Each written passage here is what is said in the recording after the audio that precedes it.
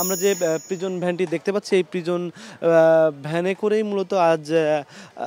এই ৩ মামলার আসামিদেরকে ট্রাইব্যুনালে হাজির করা হয় এবং কিছুক্ষণের মধ্যেই হয়তো তাদেরকে এই প্রিজন ভ্যানে করেই আদালত থেকে বের করা হবে এবং আজ অন্যান্য দিনের তুলনায় আন্তর্জাতিক অপরাধ ট্রাইব্যুনালের যে নিরাপত্তা সেটি অনেক বেশি ছিল এবং এক কথায় বলতে গেলে পুরো ট্রাইব্যুনাল নিরাপত্তার চাদরে ঢাকা ছিল এবং গেট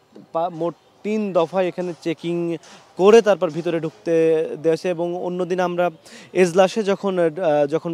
আদালত ওঠে তখন এজলাসে আমরা সংবাদ সংগ্রহের জন্য যেতে পারি, তবে আজ প্রথম দিকে এজলাসে যাওয়ার ক্ষেত্রে কিছুটা বিঘ্নিত করা হয়েছিল এবং না যাওয়ার বিষয়ে বলা হয়েছিল। পরে সাংবাদিকদের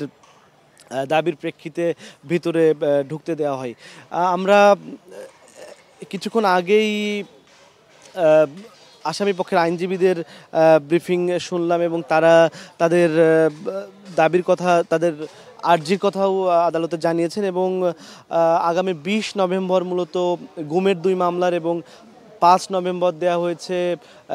যে রামপুরায় যে হত্যাকাণ্ড সেই মামলার পরের শুনানির দিন ধার্য করা হয়েছে। এই প্রিজন ভ্যানে করেই মূলত আজ আসামিদেরকে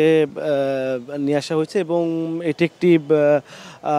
আমরা আন্তর্জাতিক অপরাধ ট্রাইব্যুনালে যে মানবতা বিরোধী অপরাধের মামলার বিচারগুলো দেখছি সেই বিচার মূলত যে আসামিদেরকে নেওয়া হয় তাদের সাধারণ প্রিজন ভ্যানে করে নিয়ে আসা হয়, অর্থাৎ সেটি সাধারণ প্রিজন ভ্যান যেটি এবং যে সাধারণ নিরাপত্তা পেয়ে থাকেন। তবে এই প্রিজন ভ্যানটি একটু বিশেষায়িত প্রিজন ভ্যান, যেটা আমরা এখানে আসার পর লক্ষ্য করলাম যে ভিতরে এসি আছে এবং এর নিরাপত্তাও অন্য যে প্রিজন ভ্যান রয়েছে সেগুলোর তুলনায় অনেক বেশি। আমরা এবং লক্ষণীয় বিষয় যে আজ এই আসামিদের গাড়িতে প্রিজন ভ্যান থেকে নামানোর পর আদালতের এজলাসে তোলার আগ পর্যন্ত সাধারণত যে নিরাপত্তা থাকে তার চেয়ে তুলনামূলক অনেক আজ বেশি নিরাপত্তা আমরা লক্ষ্য করেছি আন্তর্জাতিক অপরাধ ট্রাইব্যুনালে। এবং আমরা গাড়িটা যেখানে আছে গাড়ির অন্য পাশ থেকে গাড়ির গেট পর্যন্ত পুরোটা জায়গায় মূলত পুলিশের নিরাপত্তা এবং পুলিশের সংখ্যা আজ আন্তর্জাতিক ট্রাইব্যুনালে অন্যান্য দিনের তুলনায় অনেক গুণ বেশি এবং নিরাপত্তা এবং চেকিং আজকে অন্যান্য দিনের তুলনায় অনেক বেশি ছিল। এবং যারা সংবাদ সংগ্রহের জন্য এসেছিলেন সাংবাদিকরা, তারা বেশ কয়েক দফায় তাদের চেক করা হয় এবং তাদের যারা ব্যাগ এনেছিলেন ব্যাগ চেক করা হয়, সাংবাদিকদের ব্যাকপ্যাক এবং অন্যান্য যে ডিভাইসগুলো আছে সেগুলো দেখা হয় যে আসলে ভিতরে কোনো আনঅথরাইজড জিনিস আছে কিনা। এরপরেই মূলত কয়েক ধাপ অতিক্রম করে ভিতরে ঢুকতে দেওয়া হয় এবং সর্বশেষ যখন তাদেরকে এজলাসে তোলা হচ্ছিল, এজলাসে তোলার ঠিক আগ মুহূর্তেও আসলে আমরা যেটি লক্ষ্য করেছি যে প্রথমে সাংবাদিকদের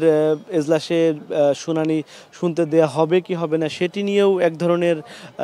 মতবিরোধ তৈরি হয়েছিল, অর্থাৎ সিদ্ধান্তহীনতায় সম্ভবত ছিল প্রসিকিউশন। পরবর্তীতে সাংবাদিকদের চাপাচাপির এক পর্যায়ে সাংবাদিকরা শুনানিতে যায় এবং শুনে মোট 15 জন আসামিকে 3টি মামলায় আনা হয়েছে এবং যা জয়েন্ট ইন্টারোগেশন সেল যেটি ডিজিএফআইয়ের গোপন বন্দিশালা ছিল এবং যাকে আমরা সামাজিক যোগাযোগ মাধ্যমে আয়নাঘর হিসেবে যেটি পরিচিত, সেই মামলার মোট 3 জন আসামি আজ হাজির করা হয়